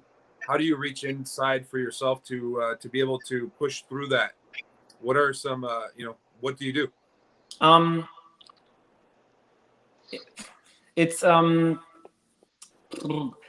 mean, I'm trying to be positive as much as I can, and it's let's start like this. In my early years, starting getting into the movie business and start making movies, it hurt a lot when you read some reviews or whatever, and oh, that movie sucks, and the director blah blah blah blah blah. But this now, that was that time that hurts, or that hurted a lot, but now it's kind of whatever. And you're not making a movie for everyone, that's for sure, because here's the thing, I don't like Star Wars, and there's a lot of Star Wars fans out there, Jesus Christ, so, and I hate it, but it is what it is, so that's fine. So if there's a bad review, okay, I deal with it. Actually, we got so many bad reviews from the UK about Blind, and that's fine, and they made fun of it, that's cool. We shared those videos, they made a spoof video of Blind, that's great. Somebody got creative, that's cool. Whoop, that's great. That's already a plus for them. This is so important. This is so important to touch, because it usually doesn't. And Robert and Tyler, I'd like you to share a little bit about your experience of what you've done for yourself as well, because I'll give a quick example. When my directorial debut was American Warfighter, and you get out there and you put out to the world, and it gets to the millions, and you start to see, here you are pouring your heart out and writing your heart out and all this stuff because it means something to you. and you put like years of your life into something, and then all of a sudden, you know, you get these reviews that are negative, that are so, like, I remember one of the first ones that I saw that it made me laugh. It said they saw American Warfighter, and I think they saw the trailer, and they rolled their eyes rolled so far back into their head that they fell out of their chair. And I always remember that one, and it hurt my feelings. And there's some other ones that just get so crazy and whack that, obviously this movie was not made for them. But after a day or two or three of me feeling so terrible, I was like, you know what? I have to change something within me and accept that that this is not for them. There's American Warfighter right here. That's great. I wasn't expecting that to happen, but good job, Angela. Anyway, what I chose, I started to learn and practice that, you are going to get negativity, and it's legitimate. If someone generally doesn't like your film, or they just want to trash it, it's okay, or your performance or whatever. We are putting ourselves out there. The sooner that we can learn how to cope and just to like kind of like deflect or not let that have an impact on you, we are going to be so much better. And ever since then, and that experience, and just really, I was able to expand as an individual and as an artist as well. So, and Robert, gosh, you've had much more experience than I have, and I'd like to hear from you as well, Tyler. But Robert, what's your experience on that? How do you handle? I try to stay objective. I think it's important to stay objective. At least I'll speak for myself. So clearly, I think there's directors, filmmakers, actors, editors, everyone that's involved in this business of show that come together to make something, I think are faced with a tremendous challenge, obviously, on many levels. But I think one of the greatest challenges they're faced with is to step away from what they've created and look at it objectively. I think there's a temptation that occurs, and it's normal. It's nothing unusual about it. It's very human to become enamored by what you've created to the point where you lose objective reasoning and you cannot see what doesn't work and go in there and tinker with it so that it's effective. We made this, so it must be special. No, the audience sits there and looks at it and goes, okay, well, why should I watch your film? I don't know you. I don't care about your process. I don't care who's in it. I just want to be taken out of the mediocrity of my life. And in that sense, you face almost an adversary in terms of what the positioning psychically of your audience, because they are paying money to basically be relieved of the burden of their lives. And so maybe it is an unrealistic expectation from the audience and from the critics to dissect the movie to such a degree where they find all these things wrong with it, when ultimately all its job is to entertain for an hour and a half or whatever the allotted time is, so that you can feel like, wow, that was time well spent. For me, if I'm entertained by the movie and I forget my life for a while, job well done. And if I can go deeper and find some character development there, an intriguing story, a musical score, an insightful vision that makes me consider a fourth dimension of the film, a spiritual aspect of the movie that communicates a message without beating me over the head, I'm like, wow, there's many levels to this movie, but it doesn't always translate in terms of who's watching it, because it's a subjective, and very slippery kind of stage in that sense, or viewer. So I think that filmmakers have to be, I think we have to be objective. I've looked at movies I've been in and said, okay, the editorial, it's uneven. The performances are uneven. I wish they would have considered this. So I also can see things that sometimes don't work. But that does not mean that ultimately the overall fails. If I'm entertained by the movie and it does its job, then I'm good. I think the difficulty is that, like I said, people lose objective reasoning, and the creators can lose objective reasoning. And in that sense, we have a tremendous responsibility as performers to make sure that we can separate ourselves from what we've built and ask ourselves some hard questions, because we do the same thing. That's the thing. We're, in a sense, I don't want to speak for you guys, but I feel we do in a way. As creatures, we're like, why should I watch this? we're very sensitive when it comes to what we're involved in this collaboration, things that we've joined forces to build. But if you consider other teams that think this way, they may be looking at our works objectively without any stakes in it. There's nothing to gain by complimenting. There's no experience that they had in relationship to these personal stories that you all kind of share with each other. They simply want to watch a film for no other reason, like what I said, which is to be entertained by. And so we face a challenge to get people interested and go, wow, I really like this, regardless of your stories, regardless of your process. I don't care about any of that. I just like the film. So I think it's important for us to recognize how challenging the audience can be in terms of how it perceives things. And the flip side of this, and I'll come to the point, I used to go to screenings all the time with someone I knew who basically was a writer, critic, who saw movies all the time. And what I witnessed with him was a lot of disagreements. We would not always agree on the results of the movie. I would enjoy something, he wouldn't, I wouldn't. So, and I feel sometimes with people whose whole life hinges on entertainment, nothing else, and they're using entertainment to fill the empty spaces in their lives, place too much emphasis on the result. And in that sense, they set up an unreasonable expectation and place it in the lap of the filmmaker. You know, we're not God. We're simply entertainers. We're filmmakers, whatever we are, trying to entertain the audience for an hour and a half. But if some individual has some personal issue going in their life, or they hate their life, or they're a failed artist, or they see themselves as a failed artist, so they bring all this baggage to what they witness, which interferes with their ability to see the movie in its most raw form and be entertained by it. And in that sense, I wouldn't say I lowered my standard. I just am open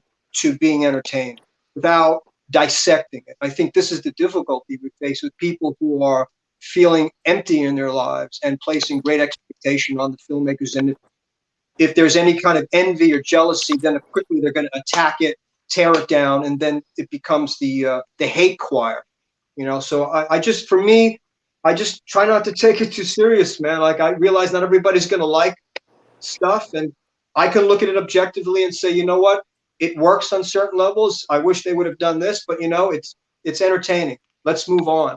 And in that sense, I think Gary Shandling who said it's very important not to get too attached to the results of your work. You do it, you do your best, you enjoy it, go wow, you hope that someone else can enjoy it, and you move on. You just keep moving on down the road, man. Just keep doing it. Otherwise, you go crazy, getting attached to what people think. Who cares? You just do your best. And if you feel that there's room for improvement, right? Marcel, you would recognize this as the grand orchestra. You're looking at not just one tree, you're looking at the many trees that you have to oversee as you put this thing together. Even though it is a collaborative effort, at the end of the day, you're sitting in there in the editing room looking at this stuff going, okay, you know what I mean? And I think in that sense, it's very important to troubleshoot the best way you know how, you know. And if you see in retrospect that there are a couple of points that may have been made in terms of objective observation or critique that are merited, that don't come from hatred and jealousy, but actually you agree with, you go, oh, wait, okay, I learned from this experience. My next film, I'll do better. It inspires you to make the product better next time around. It doesn't steal your thunder. It actually motivates you to continue to do even more and be stronger, right? I think if I can speak for you. I agree. That's exactly what I think. It's let's say 5 years ago, we made a movie. So at this point, and we got this kind of money or budget, whatever, and that's what we could do at that point. So, and then the next, you see that the end product after the editing, okay, well, that could be better, and this could be better, and this and that. But we have to also to realize that the audience, they don't care about your budget, they don't care what's the background, they don't care, and that's totally fine, and that's the way how it should be. So. Yes. But for you or for me, I realized, okay, that this and that I can do better the next time and grow. So that also you can grow from your what stuff you made wrong, or your wrong decisions that you made or whatever. You can grow, and that's or you should grow, because some people they don't see it, they don't care. No, they don't. They don't. Marcel, doesn't the genius lie in our ability to recognize where we need to go? If we know everything already and we're perfect, there's nowhere to go. If I would know everything already, I would probably be at the Oscars next year. So, but I don't. I am not. So that's the thing. So you should learn with every single project you're doing, even if you're Steven Spielberg. Probably he's still learning. You never know. Maybe he thinks, oh fuck, that was wrong in that movie, or well, I should do that better the next time. Whatever. Maybe I don't know, but that's the way I think. And because I'm still in the process, and I think that will never end, because you will even in 20 years, you will recognize some things in your movies. Well, that shot wasn't that great. Tyler? Here is wisdom. Here is wisdom. Yes. Yeah. Tyler, Yeah, I mean, it's true. I mean, I think it's in anything. I mean, I know it. I knew it first through sports. You learn through mistakes. You get better through mistakes. And if you don't make mistakes, you will never learn. Yeah. And I feel that especially in art, you have to make mistakes if you want to become a better artist. And like Marcel, what you just said, you're never like, oh, now I've made it. Like, I never have to learn anymore. That doesn't exist in art. That doesn't exist in anything. There's always the ability to learn more, to improve more. And it's the quest of knowledge, the quest of being the best self. And that never ends. That'll go on for as long as we are alive. Yeah. So I think some people forget that. It's like we should always be striving to learn. I think that's why we should be happy, or when we get some bad reviews, we should be happy. Absolutely. I mean, there's a difference between a bad review and a bad review. So some people, they just want to trash your movie, and that's fine. Okay, that's one thing. But there's also bad reviews, and they can tell you, okay, that was great in the movie, but that wasn't great in the movie. And then that's a review what I think, oh, that's I can learn about that. You know, I can learn from that bad review, and that's fine. I don't need people in my life. They tell me, "Oh, Marcel, you're great. You're the best." And and I know. Well, I know that movie wasn't that good. So why are you fucking telling me I'm the fucking best? That's not true. So I prefer people they're honest to me, and they tell me, Marcel, that movie was great, but the end was shit and this and that. Because that's, yeah, like I said, I prefer those people. So I'm fine with every review I get. So even if it's a shitty review or not, I'm fine with everything. One of the things to be said with even being able to get the bad reviews is that you've done something. You've done something that was able to get a bad review or a good review, whatever, but you've taken a step forward in accomplishing whatever it is that you ultimately want to do. You know, had we never taken those first steps, myself as a filmmaker and doing short films or writing a scene or anything like that, it would never have progressed into being able to write a feature film or to produce a feature film or, or to, be an actor. So all these things that we do, I think there's magic. There's not enough credit that's given, or when we're building our careers and ourselves, is that just by simply doing, it's making a big difference. One of the things that's important I'm going to share with you guys exactly right now is a perfect example. With RokitPig, I don't want to just produce another film. I want to produce slates of films. I want to have multiple productions going on at the same time, and I want to get into television. In doing that, I want to create a brand with RokitPig that allows, not just to make a film or TV, but we do audiobooks, and we do publishings, and we do action figures, and we do our own news and our own current events and our own podcasts. This is a first step in that. It's taken, granted 19 years in a place to build something but there's so much more. There's more to this than anyone probably realizes. There's me and a couple of our teammates and stuff like that, but just being able to have this conversation with you guys and putting, some extra work and stuff behind the scenes to get here, to have this conversation means a lot. And by us doing this today, however it comes out and fails, or people love it or people hate it, it doesn't matter. What we know, what I know personally, is that tomorrow, RokitPig has just expanded into another level. We've gotten, to a new planet. We've discovered something new, and who knows? There are going to be opportunities available to us tomorrow that weren't here today or that weren't here yesterday, and that goes with making our films. Making Blind. People are seeing your film. They're seeing your marketing ability, Marcel. They're seeing they're as it's being promoted and marketed in other countries, and it's showing on these different platforms. That's pretty freaky, by the way. That's actually pretty terrifying. Is that what actress is that? That's Sarah French. Okay, yeah. That's So Sarah, we need to she's meet the lead, Sarah French. Jerry. She's the star. Yeah, she's the lead. Sarah French. She's the lead of the film. Yeah. And what's Marcel? Can you tell us about this? That's like a Barbie doll, a Ken. It's kind of a Ken doll mask.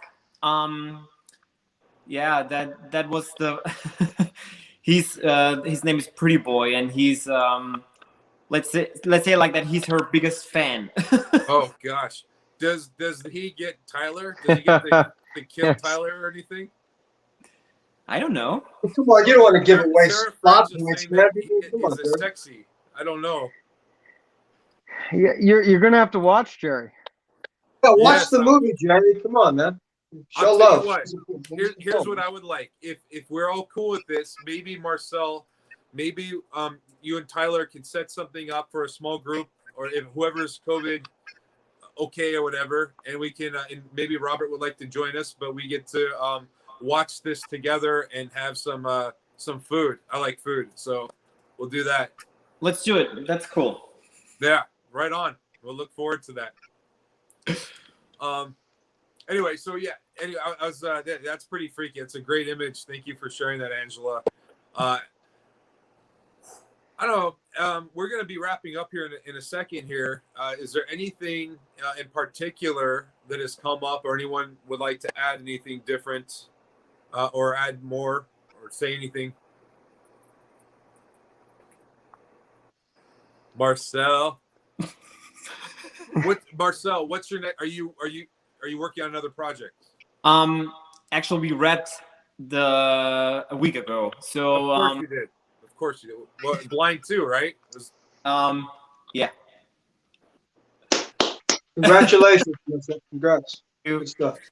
Yeah, we wrapped, and that's it was just such a wonderful shoot. All the people, I mean, everyone is saying that because when he's involved in something, but it was something so magical. It was very, very special to me, and I think to Sarah and to Joe and to the whole crew. It was a very unique shoot, and I was so scared because of the whole COVID situation, and we wanted really to treat it well, and everyone should feeling safe on set. So that's I think we did a good job, and it's we're happy. It's we wrapped, and it's already in post-production. It's everything came together so well. It's hard to tell. It was really something special, like the first one. Can't wait to see it. Right, yeah. And Robert, what are some of the cities that you've been to in the last couple of months, or that you're going to? You're working all the time. I know that because I can see on your social media, you're all over the place. And I knew that when I was talking to you, first wanted to get you on Obscura, you were somewhere else, and each time they were on a different Zoom meeting, you're all over the place. Where are some of the locations you traveled to recently? I was in Texas, in Houston recently, and I was in Caliente, Nevada, doing some additional shots for Bridge of the Doom, the Mulholland Empire's film, Bridge of the Doom. Now I'm just at the beach, man. It was 80 degrees today, so now I'm just going to the beach, going on hikes, just trying to enjoy life, Nice. independent from that. I'm not saying that's not enjoyable. It's just now it's time to relax.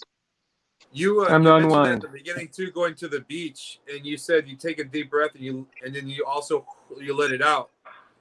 Well, I hope so. Otherwise, I'd be dead. Fair enough.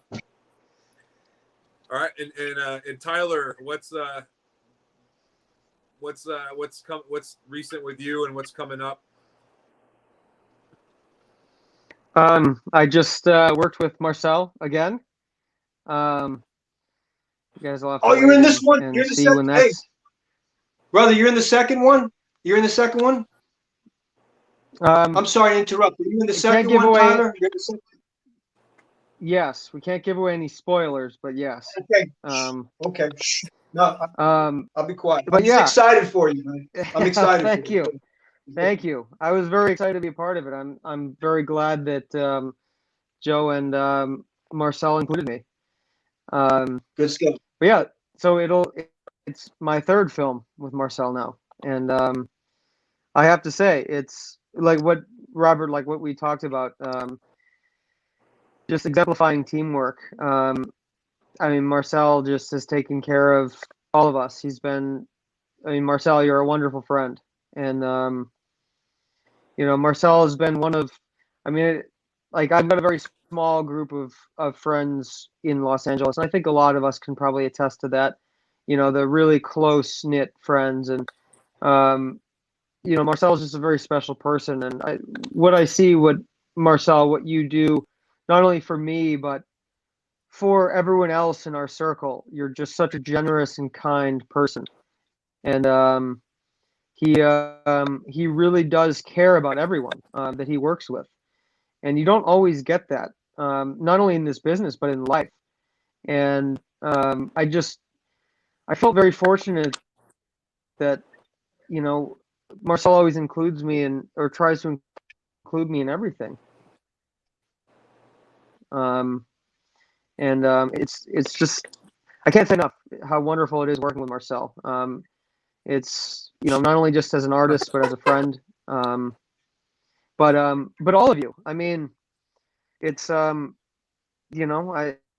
felt very fortunate to get to work with you, Robert. I felt very fortunate to get to work with you, Jerry. All of you guys are wonderful, and that I've taken with me.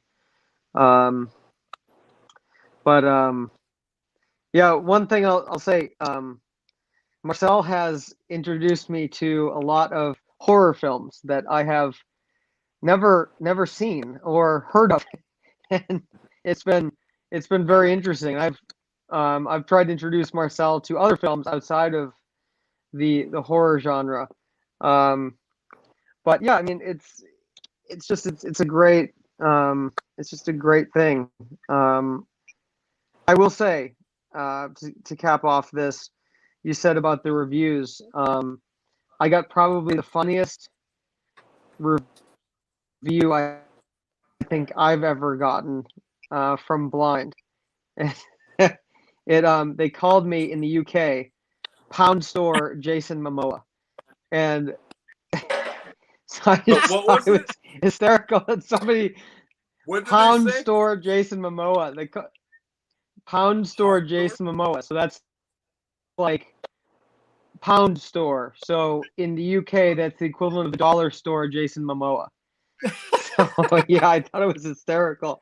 Dude, I still laugh about it. Ripped as he is, man, and that I mean, yeah, you got some guns, man. I think you're probably you and Ian, the two of you guys are muscle heads, man. You guys are like ripped. No pawn store. Ian's a lot bigger than me. Oh, I think he's bigger than all of us put together. That's so funny. Yeah, but yeah, when Marcel first told me that about the Pawn Store Jason Momoa, I almost died. That was the funniest thing ever. And it's just at that point you just gotta laugh. I mean, I'm just glad people are watching the movie. You know what I mean? Like, that's somebody that watch the film. And to me, it's out there, and that's the biggest thing, is getting the film out there, and the fact people are watching it. We should be proud in that.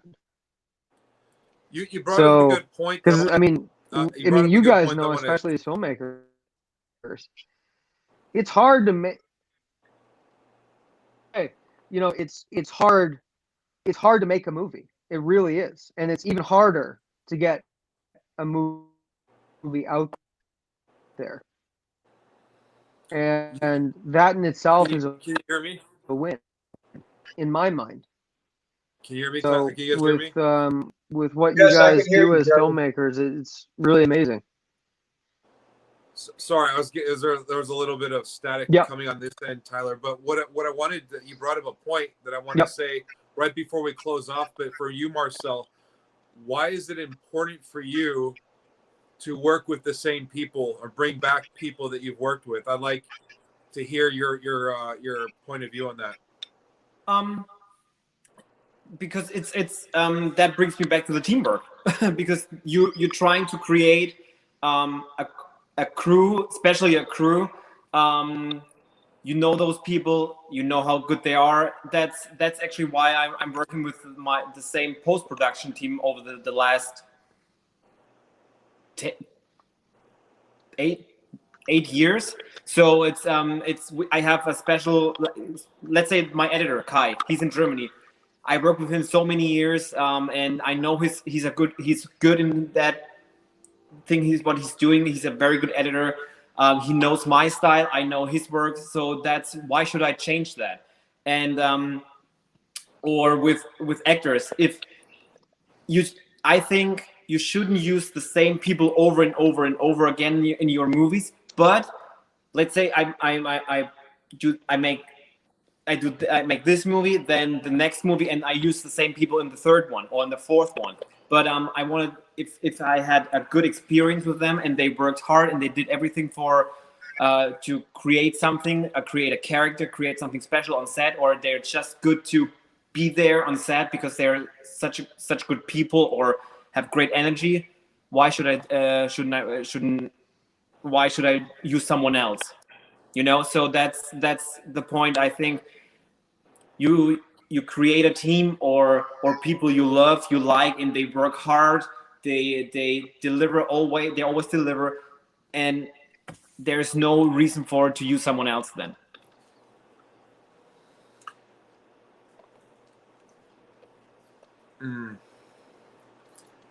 I've built. You know what? I'm gonna say that RokitPig and everything that I've done has been built of the stuff that I've created personally, which you can't do it by yourself, and I wouldn't want to. RokitPig has been built off of me working and doing and helping other people create their jobs and their work, and me making relationships and liking and getting along with others, and then asking them, hey, I would like to have you on my project, and going out and doing all these things. Granted, it's 19 years down the road. I never would have ever expected, like at Robert, at one point I'm thinking like, hey, red carpets and this and that and all that. But as you start to mature as an artist, maybe not everyone, but as you evolve or mature, the way that how it's worked out for me, I realize that it is in the foreplay. It's in the being able to, and doing and getting to go and do the work, and not just doing the work to be narcissist. Is doing the work and being able to expand as a human and as an artist, and being able to be present in what you're doing and working with your other actors and experiencing this whole scenario that's been fabricated or created for a filming experience or a unique experience. Mm-hmm. And I would take this information and give myself this information back in high school and college and all that stuff, is just to be more present. Anyway, I can go on forever about all that stuff, but anyway, we're just about to wrap up here. I wanted to thank you, Tyler and Robert and Marcel, on coming out here. I guess that's Sarah. Is that a Sarah French picture? Yeah, Sarah French. That's her. I never saw that picture. Beautiful picture. RokitPig. Jerry? Yeah. Jerry. Jerry? I'm sorry to take over, but Sarah is trying to come in. We would like to end with everybody, including Sarah French, and I've got things loaded up from Blind. And Marcel, send her a message and tell her to click the link and get in the studio. Yeah. Or I'm not going to feed you grapes at the next red carpet, sir. Yeah. I sent her anything. Yeah, coming back to that, I was just going to say, I think Sarah and I have done like 4 or 5 movies together. And it's one of those things that you it's nice to work with the same people.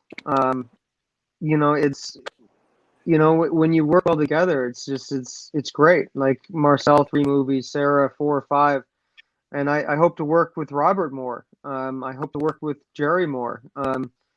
You know, like I said, all you guys, it's been a wonderful experience, and it's good to work with good people. Yeah, well, one of the things I was just gonna say was that I'm putting together a Western. RokitPig is gonna be doing a Western, and I would love to have, you know, Robert and Tyler, you guys back, and heck, you know, figure something out for Marcel in some way, shape, or form, you know. So yeah, heck yeah. I'm not sure if that's a good come idea. direct a scene or something. Marcel needs to do a Western. Marcel needs to do a Western. We'll make it happen. Just make it happen. You guys got to do. Well, that's pretty cliche to have a gay cowboy, right? Yeah, and we need to add some color. You know. You're right. And with that, there's a ghost in the room. Yeah. Anyway, what I was gonna say is that what was I gonna say? So yeah, so RokitPig, we have a slate of projects, and we also have a TV series that we'll be working on, seasons 2 and 3, and there's some fun things that are happening. So I encourage everyone to continue to help and support us. We're I don't know. We don't, maybe there's someone that said, my friend Seth said something I think we're having boba or dinner the other day. He said, you don't have to come from a lot to bring a lot. And I love that. He said that, you know, it doesn't matter if you have a lot of money or not, or it doesn't matter where you come from, but you come from and what you have to give, you can, there's so much to give. And, you know, you get onto an independent set, give 1,000,000%, make yourself irreplaceable, even if you're just the PA, or even if you're, you know, whatever position you are, just be awesome. If you're going to be there, just be awesome. Conditions are good, bad, indifferent, whatever. Just be awesome, be irreplaceable, make yourself so awesome that, you know, that all those other people that are on that set are wanting to do things as well. They want to be making their own film. They will call you. Just from Obscura, there's been so many relationships that have already forged. And other, our production coordinators working on another feature film right now. We have people rooming together, you know, and friendships, and just all these different things start to manifest. Here's a poster of Obscura. We're going to have a new poster coming out. We're going to have new credits and updated credits going on there. But this is a film that Joe Lujan and I had created. We have, it's a very unique situation. There's no egos involved here. And we're very, very grateful to bring this. It's a franchise piece. It's like Predator or Aliens in the desert. And it's an action thriller horror with a lot of heart.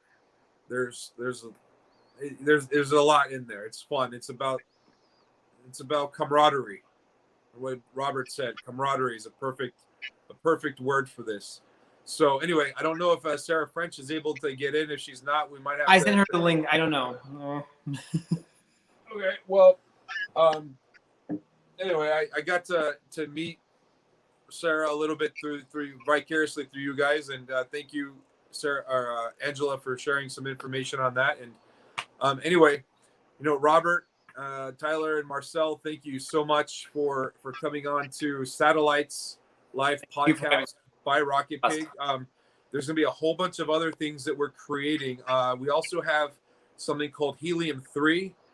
Helium 3 is going to be the music label for RokitPig, or it is the music label for RokitPig, and we're going to be sharing that more stuff as that comes out over the weeks. We just have new things coming up, but Helium 3 is for the same aspect of what we're doing for filmmakers and actors and filmmakers for production and film and television. We're going to be doing the same for music artists in helping their careers forward. We're going to be writing and creating music within the company that is utilized for all the stuff. So just like the opening credits for Satellites was a song by one of our artists. And Zach Touchon is one of our partners. Aubrey Trujillo is one of our partners with Helium 3. They're very musically inclined, also understand filmmaking and stuff like that. So, you know what? We're accessible. Disney, Universal, all these larger entities, they're harder to get to. It may be impossible for most of us.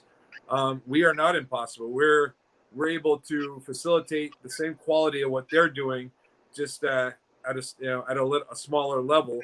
But tomorrow, like I said, the opportunities that are coming out and just from the energy and stuff that we're putting out right now is coming back to us tomorrow. And I encourage everyone to really pay attention to the way that your mind is thinking. And if you have a lot of negativity or heaviness and stuff like that, it's time to stop and take a moment and see how that can be a positive thing and start to try to transition into the things that make you happy, like going to the beach, and being part of teams and playing hockey and, coming out with your husband to another country and trying to build, as you're coming here, Marcel, and doing your films, you're creating jobs and opportunities and moving all these people. I'm going to guess there's probably at least 50 people listed on Blind and Blind 2, another 50 to 100 people. You're giving these people opportunities to shine and make their stuff come true. And for those who are here for not narcissistic, they're here not for narcissistic reasons, and they're here for a teamwork. There's longevity, and the results come quicker. They come sooner. And after the years go by, like for me, 19 years, you've either built a mountain of narcissism, or you built a mountain and a foundation that's so solid that it allows you to start to implement and create a live podcast, or make your next feature film, or to start to cast your friends and hire your friends and family onto your projects, and to build that community. Anyway, like I said, I can talk forever. I'm very excited about that. Anyway, you guys, thank you so much for coming out here.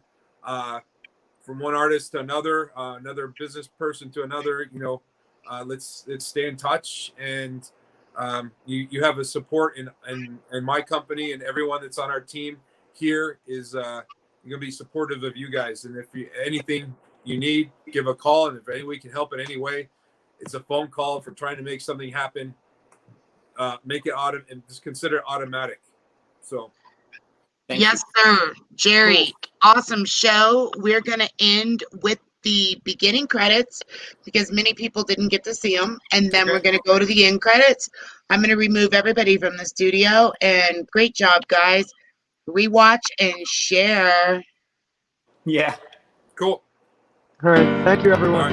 Minus X minus 10, 9, 8, 7, 6, 5, 4, 3, 2, I 1, 0. saw you and you turned down the whole world's volume, and you smile. I haven't felt away for a while, and anything I ever felt for anyone just disappeared. And you're the kind of girl who makes the decades fly by just like years. I got love for you like no one could. Well, maybe I love you more than I should. I got love for you like no one could. Yeah. more than I should.